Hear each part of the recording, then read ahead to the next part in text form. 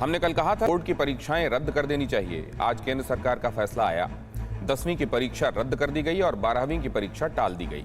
लेकिन क्या अब छात्रों और उनके अभिभावकों की सारी चिंताएं खत्म हो गईं? आज हम इसे छात्रों से ही समझेंगे कि आगे उनका कितना बड़ा इम्तिहान आने वाला है। और आखिरकार 10वीं की बोर्ड की परीक्षाएं रद्द कर दी गईं। साथ ही 12वीं की परीक्षाएं टाल दी गईं, क्योंकि ये फिक्र 30 लाख छात्रों की थी, देश के भविष्य और कर्णधारों की थी, जिन्हें परीक्षा के नाम पर संक्रमण के मकड़जाल में नहीं फंसाया जा सकता। अभी देश के लिए कोरोना ही सबसे बड़ी परीक्षा है, जिससे सरकार को हर हाल में निपटना है। लिहाजा मैराथन बैठक में पीएम मोदी, केंद्रीय मंत्री और अधिकारियों ने मंथन किया, छात्रों और उनके अभिभावकों की मांग पर चर्चा की और परीक्षा से ज्यादा छात्रों की जिंदगी को सुरक्षित करने का फैसला लिया। ये हाई स्कूल है, इसकी परीक्षाओं को वर्तमान में होने वाली परीक्षाओं को इसको निरस्त कर दिया है। अब इनको पदोन्नत करेंगे, प्रमोट करेंगे।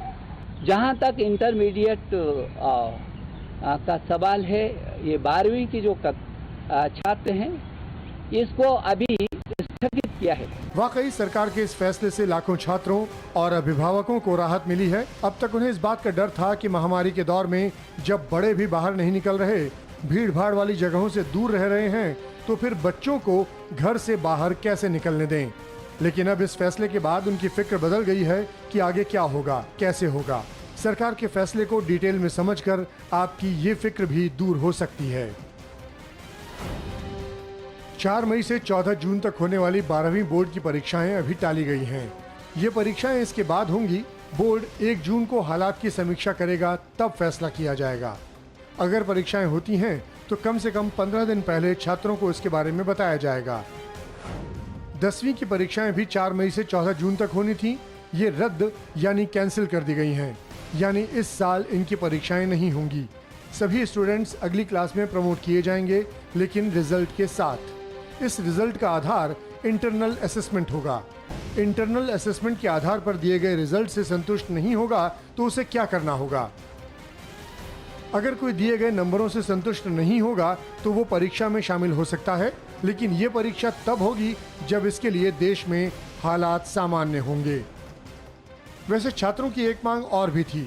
उनका कहना था कि अगर पढ़ाई ऑनलाइन हो सकती है तो परीक्षाएं क्यों नहीं, लेकिन इसका जवाब भी सामने आया है। खबरों के मुताबिक शॉर्ट नोटिस पर ऑनलाइन एग्जाम कराना संभव नहीं है। इतनी जल्दी छात्र अपने आप को ऑनलाइन पैटर्न के लिए तैयार भी नहीं कर सकते। लिहाजा परीक्षा को रद्द करने और टालने का फैसला लिया गया। हालांकि इस फैसले का श्रेय प्रधानमंत्री नरेंद्र मोदी को जाता है। बैठक में अधिकारियों का सुझाव 12वीं और 10वीं दोनों की परीक्षाएं टालने की थी, लेकिन प्रधानमंत्री ने 10वीं की परीक्षाओं को रद्द करने और 12वीं की परीक्षा को टालने की बात कही।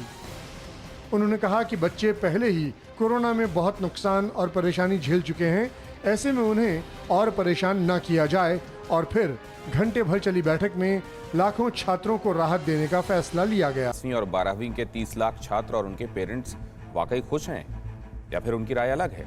ये जानने के लिए हमने छात्रों और उनके अभिभावकों से बात की। उन्होंने क्या कहा, सुनिए। ठीक हुआ है, क्योंकि कोरोना के केस बहुत ज़्यादा बढ़ रहे हैं। मुंबई में भी 11 से 17 साल के बच्चों को ज़्यादा कोरोना हो रहा है। हमारे यहाँ पे भी कोरोना के केस बहुत ज़्यादा बढ़ रहे हैं। जी ठीक नहीं हुआ, क्योंकि पेपर होना चाहिए था। We have studied the whole month for this particular exam, और ये एग्ज़ाम मार्च में होने थे और ये अब डिले होकर अब ये मई में करा दिए गए हैं। तो अभी एग्ज़ाम होने चाहिए थे। हमें डेट शीट भी मिल गई थी। मैं पिछले 1 महीने से मैंने दिन रात लगा के इतनी पढ़ाई की है और अब एग्ज़ाम नहीं हो रहे हैं। जी मेरे ख्याल से गवर्नमेंट का जो ये मूव है इस टाइम ये बहुत ज़रूरी था लेना, क्योंकि जिस तरीके से कोरोना का रेट बढ़ रहा है और वो बच्चों के लिए ज़्यादा खतरनाक साबित हो रहा है ये स्टेज जो कोरोना की है, तो ये बहुत एसेंशियल मूव है उनका। नहीं, ये बहुत ही गलत हुआ है हमारे साथ, और मुझे इस बात पे अफसोस भी है कि हमारे जो है बोर्ड कैंसिल हो गए हैं, क्योंकि हमने बोर्ड के लिए बहुत ज़्यादा मेहनत करी थी कि हमारे अच्छे परसेंटेज आने चाहिए। तो हमें बहुत ज़्यादा दुख है कि हमारे पेपर क्यों कैंसिल हुए हैं।